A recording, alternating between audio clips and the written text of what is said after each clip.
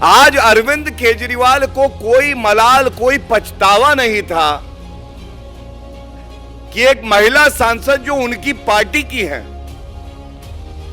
उनके साथ मारपीट होती है, दुर्व्यवहार होता है। कार्रवाई तो दूर की बात है, वो तो पश्चाताप भी नहीं कर रहे, कार्रवाई तो क्या करेंगे। और एक तस्वीर सामने आई, ये आपसे साझा करें। ये अरविंद केजरीवाल के साथ विभव कुमार, इन पे तो आरोप लगे हैं। मतलब अच्छा, आरोपी अरविंद केजरीवाल के संरक्षण में साथ में घूम रहा है और वो समाजवादी पार्टी के हेडक्वार्टर में भी दिखाई दिया साथ में। तो ये पूछा जाएगा, ये जो पाप,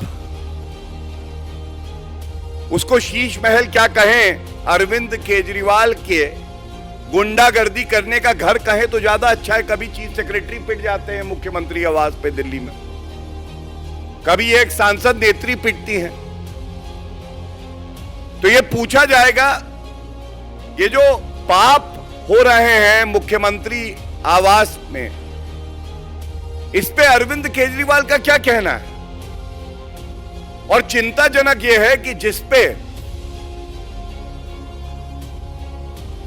अरविंद केजरीवाल को कार्रवाई करनी थी, वो उनका जुड़वा भाई बनके अपराध में साथ साथ घूम रहा है। तो बड़ा निराशा हुई ये देख के कि अरविंद केजरीवाल ने स्पष्ट कर दिया है, महिला सम्मान के लिए उनके पास कोई जगह नहीं है, कोई प्रतिबद्धता नहीं है कि वो कार्रवाई करे। और धन्यवाद देना चाहूंगा मीडिया का। मीडिया ने बड़ी ईमानदारी से जज्बा दिखाते हुए सवाल पूछा। उन्होंने कहा कि स्वाति मालीवाल जी के साथ जो हुआ उस पर आपको क्या कहना है। तो अरविंद केजरीवाल घबरा से गए, हवाइयां उड़ गईं, उनको समझ में नहीं आया मैं क्या कहूं। और संजय सिंह ने तुरंत माइक अपनी तरफ लिया और अनर्गल इधर उधर की बातें करने लगे। लेकिन एक बार एक शब्द यह नहीं निकला कि स्वाति मालीवाल जी को न्याय होगा, त्वरित कार्रवाई होगी, ऐसा पीए सस्पेंड होगा, कंप्लेंट आम आदमी पार्टी की तरफ से जाएगी, एफआईआर होगी और पुलिस तो अपनी कार्रवाई करेगी। लेकिन सवाल यह उठता है, क्या स्वाति मालीवाल जी को जबरन दबाव बना के कहीं पे रखा हुआ है? सवाल यह उठता है, क्या इस गुंडागर्दी का जो घर बना हुआ है अरविंद केजरीवाल का, यहां पर अरविंद केजरीवाल के ही इशारे पर उनके पीए ने हाथापाई करी है, गाली गलौज किया। और अगर खंडन हो जाता तो अरविंद केजरीवाल कम से कम ये कह सकते थे कि ऐसा नहीं हुआ है, या हुआ है तो कार्रवाई होगी। लेकिन वो भी नहीं हुआ। भ्रष्टाचारी जेल सीएम, बेल सीएम बनता है, 4 जून को फेल सीएम बनेगा। लेकिन डरपोक सीएम। एक तरफ आदरणीय प्रधानमंत्री श्री नरेंद्र मोदी जी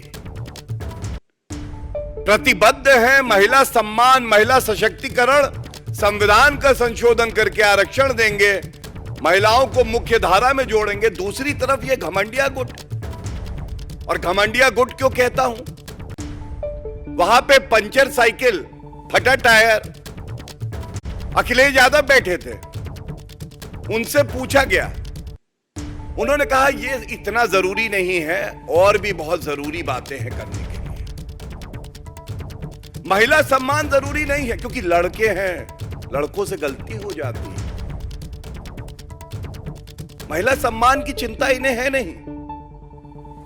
और ये जो जहरीली सोच है, इसीलिए मैंने आपसे कहा, भ्रष्टाचार की बोतल में महिला सम्मान का दम घोट के शराब परोस रहे थे, और दोनों नेताओं ने एक शब्द नहीं कहा कि स्वाति मालीवाल जी को न्याय मिलेगा, त्वरित कार्रवाई होगी, हम शर्मिंदा हैं, हम माफी मांगते हैं हर महिला से। ये किसी के साथ भी नहीं होना चाहिए था। और एक स्वस्थ परंपरा को आगे बढ़ाया है तो भारतीय जनता पार्टी ने बढ़ाया है। वो विपक्षी पार्टी की नेत्री जरूर है, लेकिन उनका भी सम्मान है और उनको न्याय मिले, इसकी लड़ाई भारतीय जनता पार्टी लड़ रही है। ये एक बहुत बड़ा संदेश है पूरे देश को। स्वाति मालीवाल पर संजय सिंह कह रहे हैं इस पर राजनीति की जरूरत नहीं। यह बयान संजय सिंह का सामने आया है। केजरीवाल के साथ लखनऊ पहुंचे आम आदमी पार्टी के सांसद संजय सिंह। प्रेस कॉन्फ्रेंस में जब सवाल पूछा गया तो उन्होंने कहा कि राजनीति करने की जरूरत नहीं है, उल्टा उन्होंने घेराबंदी बीजेपी की कर दी। मणिपुर से लेकर प्रज्वल रेवन्ना और उत्तर प्रदेश में हाथरस कांड गिनाते हुए सवाल बीजेपी पर खड़े कर दिए। सुनिए। पूरा देश हतप्रभ है, दुखी है, आज तक पीड़ित है। मणिपुर के अंदर एक कारगिल योद्धा की पत्नी को निवस्त करके घुमाया गया, सैकड़ों महिलाओं के साथ दरिंदगी हुई, भारत के प्रधानमंत्री खामोश रहते हैं। हमने देखा यहीं उत्तर प्रदेश के अंदर कुलदीप सेंगर के मामले में, हाथरस के मामले में, देश के प्रधानमंत्री खामोश रहते हैं, एक शब्द नहीं बोलते। आम आदमी पार्टी हमारा परिवार है, पार्टी ने अपना रुख साफ कर दिया है और मैं चाहता हूं जितने विषय मैंने आपके सामने रखे हैं, देश के प्रधानमंत्री और भारतीय जनता पार्टी को जवाब देना चाहिए। स्वाति मालीवाल के मामले में जवाब देना, जब वो पहलवान बेटियों के लिए जंतर मंतर पे न्याय मांगने गई थी स्वाति मालीवाल जी, उस समय घसीट के मरवाया पुलिस वालों से। तो इसलिए इस पे राजनीतिक खेल ना खेलें, मैं सिर्फ इतना कहना चाहता हूं। आम आदमी पार्टी सांसद स्वाति मालीवाल के आरोपों के बाद विवादों में घिर गए हैं केजरीवाल के पूर्व निजी सचिव विभव कुमार। वो भी आज अरविंद केजरीवाल के साथ लखनऊ में मौजूद थे। केजरीवाल अखिलेश की प्रेस कॉन्फ्रेंस के दौरान विभव समाजवादी पार्टी के दफ्तर के बाहर गाड़ी में ही बैठे रहे। मीडिया ने विभव से पूरे विवाद पर बात करने की कोशिश की, लेकिन विभव ने कुछ नहीं कहा। एबीपी न्यूज संवाददाता वीरेश पांडे की रिपोर्ट दिखाते हैं आपको। बैठे हुए हैं मुख्यमंत्री अरविंद केजरीवाल की गाड़ी में। ये जो ग्लॉस्टर है उस गाड़ी में बैठे हुए हैं विभव कुमार और खुद चलकर मुख्यमंत्री अरविंद केजरीवाल के साथ दिल्ली से लखनऊ पहुंचे हैं। प्रेस कॉन्फ्रेंस हुई यहाँ पर, यानी समाजवादी पार्टी के दफ्तर में अखिलेश यादव मौजूद थे, संजय सिंह मौजूद थे, लेकिन ऐसे में विभव कुमार ने कोई जवाब नहीं दिया। विभव कुमार गाड़ी में बैठे हुए हैं। संजय सिंह से सवाल पूछा गया और केजरीवाल से जब सवाल पूछा गया, अखिलेश यादव से सवाल पूछा गया स्वाति मालीवाल को लेकर, तो अरविंद केजरीवाल कुछ नहीं बोले। अखिलेश यादव ने उनका बचाव किया, लेकिन खुद संजय सिंह ने माइक लेकर जवाब दिया और कि किस तरीके से मणिपुर में घटना हुई, किस तरीके से जो महिला पहलवान के समर्थन में स्वाति मालीवाल गई, पुलिस ने घसीट के मारा। कोई जवाब पीएम क्यों नहीं दिए? एक बार फिर देख सकते हैं कि विभव कुमार बैठे हुए हैं। विभव कुमार की ये तस्वीरें साफ देख सकते हैं कि विभव बैठे हुए हैं और जो पार्टी के कार्यकर्ता और नेता हैं वो रोकने की कोशिश कर रहे हैं कि विभव के फोटोग्राफ्स न आ पाए। ये अरविंद केजरीवाल की गाड़ी है। बात हो गई है, पीसी में बात हो गई है, मोदी जी हार रहे हैं। हाँ। मोदी जी हार रहे हैं। अच्छा, पीसी में सारी बातें हो गई हैं ऑलरेडी। पीसी थी, आप लोग फोटो खींचने से रोक क्यों रहे हैं? कोई नहीं रोक रहा है, किसी को नहीं रोक। फोटो खींचने से रोक क्यों रहे हैं? फोटो खींचने से रोक क्यों रहे हैं? कौन रोक रहा है? सारे लोग बना रहे हैं, आप भी बना रहे हैं। आप तो रोक रहे हैं, आप लोग नहीं रोक रहे हैं। तो लो भाई, चलो अंदर लो, चलो आगे लो, चलो आगे से लो, यहाँ से लो, चलिए। भाई आप रुक जाइए मैडम। भाई साहब जरा हट जाते, हम लोग शॉर्ट्स बना लेते, जरा हट जाते। भाई हम लोग बात करेंगे तो एक बार बात करने का प्रयास कर भाई सकते हैं। अब करेंगे। हम लोग बात करने का प्रयास कर रहे हैं ना विभो कुमार से। भाई हमको जो ड्यूटी है वो हम कर रहे हैं। आपकी क्या ड्यूटी है? हाँ, क्या ड्यूटी है आपकी सर? हमारी ड्यूटी है फिलहाल तो जब तक सीएम साहब नहीं आ जाते हम खड़े। दिल्ली में वोटिंग से पहले बीजेपी ने स्वाति मालीवाल के मुद्दे को जोरदार तरीके से गरमाया है। इस मुद्दे पर अरविंद केजरीवाल की चुप्पी को लेकर बीजेपी सवाल खड़े कर रही है। हालांकि आम आदमी पार्टी ने साफ कह दिया है कि ये उनके पार्टी के भीतर का मामला है, उनकी पार्टी एक परिवार है और ये परिवार का मामला है। लेकिन जिस तरीके से घेराबंदी हो रही है उससे अब सवाल सामने है और वो सवाल आपके सामने हम लेकर आ रहे हैं कि वोटिंग से पहले ये बड़ा सवाल आम आदमी पार्टी की मुश्किल मालीवाल ये कहकर कि साहब पार्टी के भीतर का मामला है, क्या आम आदमी पार्टी इससे पल्ला झाड़ सकती है? वो भी तब जब अरविंद केजरीवाल प्रेस कॉन्फ्रेंस करने के लिए साझा लखनऊ पहुंचते हैं और वही आरोपों में घिरे विभव उनके साथ गाड़ी में नजर आते हैं। राकेश जी, देखिए सवाल तो इसलिए भी उठ रहा है क्योंकि एक आम आदमी पार्टी के सांसद के साथ बदसलूकी सीएम के आवास पे हुई और इसकी स्वीकारता आम आदमी पार्टी के सांसद की तरफ से ही स्वीकार किया गया कि हाँ ये बदसलूकी हुई। तो ये प्रश्न उठना लाजमी है।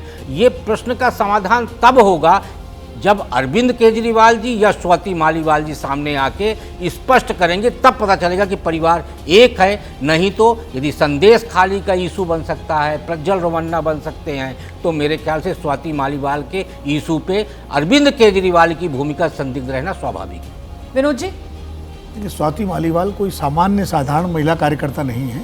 वो आम आदमी पार्टी की वरिष्ठ नेताओं मानी जाती थी और अन्ना आंदोलन के समय से और जब सूचना अधिकार का आंदोलन अरविंद केजरीवाल कर रहे थे तब से उनके साथ जुड़ी हुई हैं और उनको दिल्ली महिला आयोग के अध्यक्ष बनाया गया था, जिसका काम है महिलाओं के खिलाफ होने वाले अत्याचार की जांच करना, रोकना। अब वो खुद शिकार अगर हो गई हैं किसी तरह के उत्पीड़न में कथित रूप से, जैसा कि उन्होंने पहले जो पीसीआर को फ़ोन करके कहा और उसके बाद पुलिस के पास भी गई, अलग रिपोर्ट नहीं दर्ज कराई उन्होंने, तो निश्चित रूप से सवाल तो खड़े होते हैं कि भाई इसके पीछे क्या दबाव है जी। और मुझे लगता है जो राकेश शुक्ला जी कह रहे हैं कि स्थिति स्पष्ट तभी होगी कि या तो स्वाति मालीवाल सार्वजनिक रूप से आके पूरी स्थिति स्पष्ट करें या अरविंद केजरीवाल इस मामले को हस्तक्षेप करके करें। और जहां तक विभव जिनके ऊपर आरोप है तो कम से कम इस मामले में आम आदमी पार्टी को कुछ न कुछ निर्णायक फैसला लेना चाहिए और कुछ निष्पक्षता दिखाने के लिए हाँ, कम से कम और दूरी ये तो चुनाव का बनानी समय चाहिए ना है, विभव इस वक्त से। ये- मुख्यमंत्री के साथ हर जगह वो नजर आ रहे हैं, अरविंद केजरीवाल संजय सिंह के साथ वो भी लखनऊ में नजर आते हैं, जिसको लेकर अभी वीरेश की हमने रिपोर्ट भी दिखाई। मेरा सवाल आपसे ये है कि स्वाति मालीवाल के मुद्दे पर क्या लग रहा है, आम आदमी पार्टी फंस गई है क्या? जिस तरीके की दलील संजय सिंह, जब आज स्वाति मालीवाल को लेकर प्रेस कॉन्फ्रेंस में सवाल पूछा गया तो वो कहने लगे भूल गए आप, स्वाति मालीवाल पहलवान बेटियों के लिए जब उतरी थी सड़क पर तो दिल्ली पुलिस ने उन्हें पीटा था। ये क्या जवाब हुआ सर? नहीं, बिल्कुल सही रोमान, आपके दोनों पॉइंट्स बिल्कुल वैलिड है। देखिए ये बड़ा इंटरेस्टिंग कल्चर है क्योंकि नेताओं को बयान देने में, चाहे केजरीवाल हो चाहे कोई और हो, बयान देने में कोई दिक्कत नहीं होती, बड़े सिलेक्टिव होते हैं।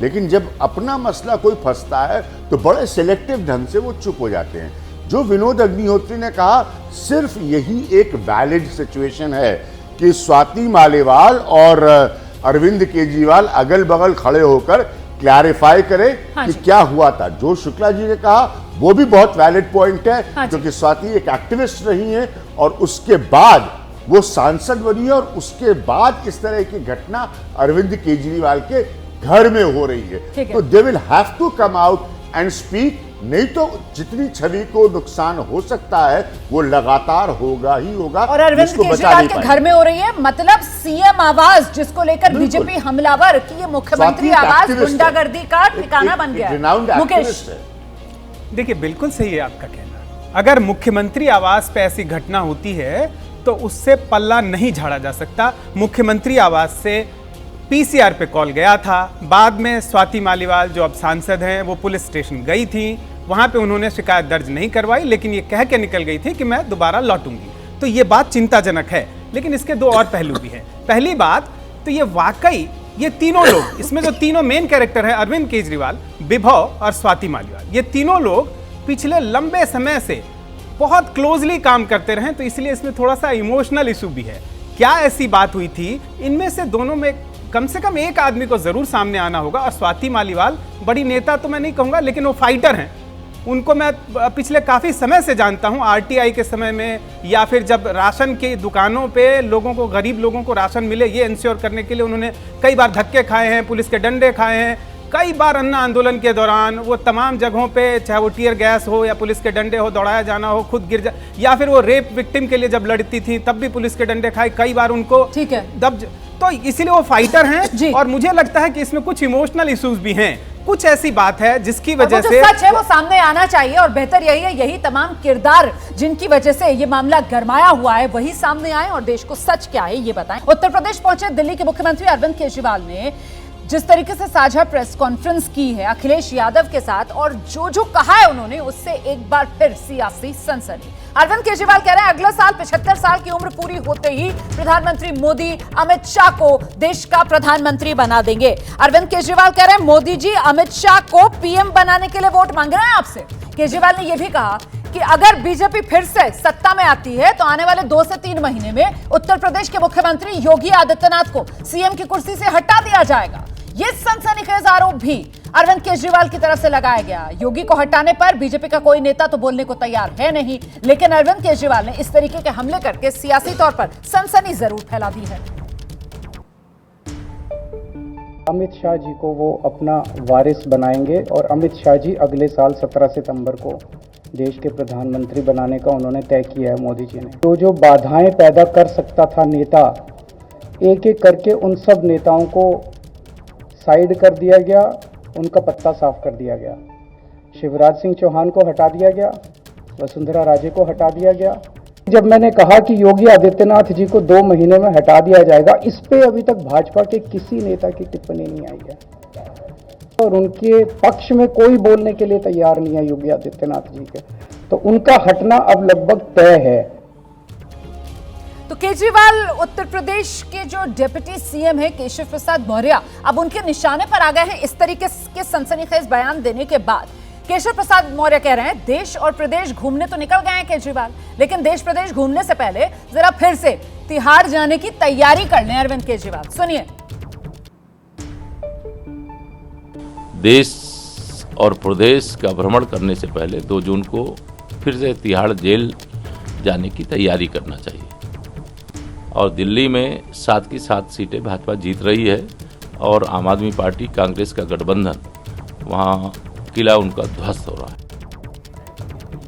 तो ये सियासी आर पार जिस तरीके से वो संयुक्त प्रेस कॉन्फ्रेंस इंडिया गठबंधन की तरफ से की गई और जिस तरीके से सनसनी फैलाने की अपने बयानों से कोशिश की गई है, उसका जवाब बीजेपी की तरफ से दिया जा रहा है। सवाल बड़ा हो जाता है, शाह और योगी टारगेट, ये केजरीवाल का नया ट्रैप है। जिस तरीके से बीजेपी अगर सत्ता में आ जाती है तो उसके मंसूबे क्या होंगे, ये कहकर प्रचार प्रसार कर रहे हैं अरविंद केजरीवाल। राकेश जी, मुझे लगता है कि भारतीय जनता पार्टी पर भविष्यवाणी करने से ज़्यादा जरूरी है कि अरविंद केजरीवाल जी ये बताएं कि मुख्यमंत्री दिल्ली का कौन बनेगा। 2 जून से पहले क्या वो मुख्यमंत्री पद के छोड़ेंगे और किसी नए चेहरे को मुख्यमंत्री बनाएंगे? क्योंकि बड़ा सवाल दिल्ली के अंदर ये नहीं है कि अमित शाह प्रधानमंत्री बनेंगे या नहीं बनेंगे। बड़ा सवाल ये है कि अरविंद केजरीवाल जी के बाद क्या सुनीता केजरीवाल जी मुख्यमंत्री बनेगी? उनकी पार्टी में क्या कोई दूसरा चेहरा नहीं है? गनीमत यह है कि भारतीय जनता पार्टी में मोदी जी के बाद तो कम से कम अमित शाह जी। आप जो सवाल खड़े कर रहे हैं चुनाव के अंदर, ये नैरेटिव बनाने में यहाँ पर बीजेपी तो कामयाब नहीं होती नजर आ रही है, बल्कि उल्टा अरविंद केजरीवाल जो हैं कि मोदी जी जो हैं वो अमित शाह के लिए वोट मांग रहे हैं और उसको लेकर फिर पूरी की पूरी बीजेपी सामने आ जाती है, सफाई देने लगती है कि नहीं ऐसा नहीं होने वाला है, मोदी जी 2029 तक जो है वो पीएम रहेंगे, उसके बाद भी वो देश का नेतृत्व करेंगे। मतलब यहाँ पर नैरेटिव के ट्रैप में कौन किसको फंसाता हुआ नजर आ रहा है? मुझे अरविंद केजरीवाल ने ये बयान सबसे पहले दिल्ली में दिया था प्रेस कॉन्फ्रेंस में, और वो उन्होंने लखनऊ में दोहराया है। लखनऊ में इसलिए दोहराया कि योगी जी को जोड़ दिया उन्होंने, उत्तर प्रदेश के मुख्यमंत्री हैं तो उन्हीं के शहर में दोहराया उन्होंने। पहले भी योगी को हाँ नहीं, पहले जोड़ा था, लखनऊ में जोड़ा, क्योंकि लखनऊ में बैठ के बयान देना और ज्यादा वो उसका एक मतलब है इम्पैक्ट हो जाता है। दरअसल क्या है, अरविंद केजरीवाल ने बीजेपी के भीतर जो सक्सेशन का इशू है उसको खड़ा कर दिया, क्योंकि अभी तक उस सक्सेशन पे कोई बात ही नहीं करता था। दबे अंदर खाने कानाफूसी में लोग भले बात कर लें, लेकिन सार्वजनिक रूप से कोई बात नहीं करता था। तो उन्होंने ये छेड़ दिया कि चूंकि 2014 में ये कहा गया था कि भाई 75 साल बाद रिटायर हो जाएंगे, मार्गदर्शक मंडल में भेज दिया जाएगा, तो उन्होंने वो आधार बनाते हुए और ये कह दिया कि मोदी जी जो है रिटायर हो जाएंगे। तो ये तो स्ट्रेटजी ज्यादा नजर आती है कि बीजेपी को आप नंबर 2 की लड़ाई में फंसा दो और कहीं ना कहीं आप खुद पॉलिटिकली लीड ले लो, यही करते हुए नजर आ रहे हैं केजरीवाल। आपके ही कार्यक्रम में जब आया था जिस दिन ये बयान दिया गया था, उसी को दोहराऊंगा। आप लोग बहुत अच्छे लोग हैं, सबका मैं सम्मान करता हूँ, इसलिए मैं इस विषय पर चर्चा कर रहा हूँ।